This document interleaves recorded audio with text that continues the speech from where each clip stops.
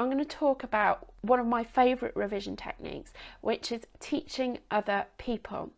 So the reason that this is so powerful is that it forces you to think on your feet and bottom out your own explanations. So I discovered the power of teaching other people actually when I was a teacher. Now, I taught geography, and the topics I had to teach, some of them I'd been learning about since I was really young, but every time I taught them, I really got a much deeper understanding because of the questions that people asked me. And when people ask you questions, you really have to dig deep and really reflect on what you know and draw different bits of that knowledge together to formulate an answer. And that answer deepens your own understanding. So it's really effective to teach other people topics, particularly if you're not sure how well you understand them yourself. So if you try and teach somebody something and they're asking lots and lots of questions, that probably means that your understanding is not quite strong enough because you're not getting it across clearly enough.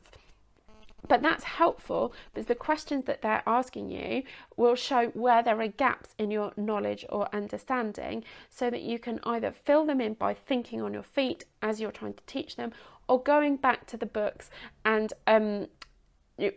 researching and filling in those gaps.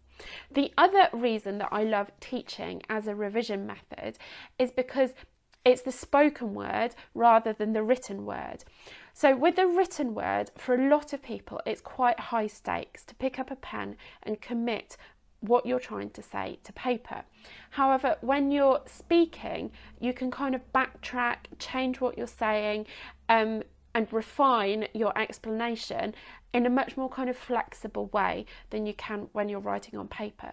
So speaking things out loud is a really powerful way of refining your understanding and your explanation.